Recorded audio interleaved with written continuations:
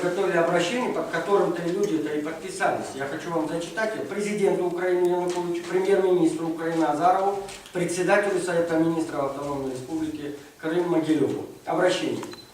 Мы пережили насильственные репрессии, насильственную депортацию 1944 года, в ходе которой погибло 46,2% крымских татар.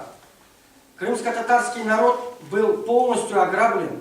Государство отняло наши земли, дома, накопленные поколениями сбережения и ценности, прочее имущество.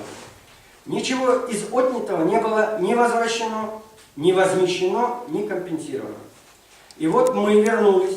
Процесс возвращения на историческую родину крымских татар и лиц других национальностей из мест высылки длится уже более полувека и проистекает крайне тяжело. Большинство репатриантов вернулись в Крым за свой счет, поскольку на программу возвращения и обустройства репатриантов выделялись суммы, несопоставимые с реальными потребностями возвращающихся народов. И тем не менее, на территории Автономной Республики Крым выросло более 300 поселков компактного проживания крымско-татарского народа и лиц других национальностей.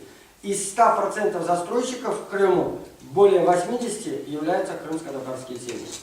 Большинство домов строились и строятся людьми по 10-12 лет за свой счет, без надежды на помощь государства.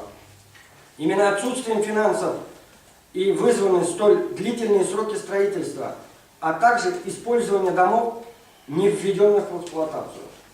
И сегодня, когда, согласно положению закона Украины о регулировании градостроительной деятельности, вводятся огромные штрафы за самовольное строительство и несвоевременный ввод жилья в эксплуатацию, ясно, что основной мишенью этих штрафов в Крыму станет именно крымско-татарский народ, поскольку более 80% застройщиков в Крыму являются крымские татары.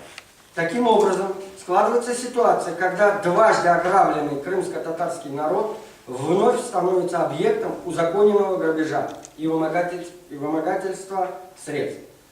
Мы, крымские татары, являясь гражданами Украины, обращаем внимание высших органов власти на дискриминационный характер положений вышеуказанного закона по отношению к крымским татарам и просим на законодательном уровне приостановить действие закона Украины о регулировании градостроительной деятельности на территории Автономной Республики Крым для всех категорий граждан до принятия закона Украины о восстановлении прав и реабилитации репрессированного крымско-татарского народа или принять меры, чтобы сдача домов в эксплуатацию для застройщиков крымских татар и лиц других национальностей, репрессированных по национальному признаку, не влекла для них непосильных затрат.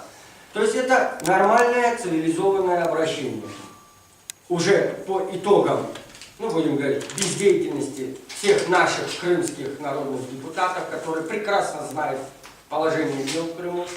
Я не хочу сегодня уже выделять нашего там народного депутата по национальному, который представляет нас, а всех остальных трудящихся, демократов и так далее. То есть им без разницы судьба крымско-татарского народа. Я даже сегодня убедился в очередной раз, что им не то что без разницы, им наплевать на то, что происходит. Они все заняты только сегодня. Одни спасают эту голодующую шефиню свою, другие бьются за рейтинги на левом фланге, третий катается и представляет крымских татар, непонятно для каких целей. А сам народ остался без, будем говорить, без истинных, будем говорить, тех людей, которые действительно радеют за их, будем говорить, бюджеты, за их будущее, за их, даже за настоящее.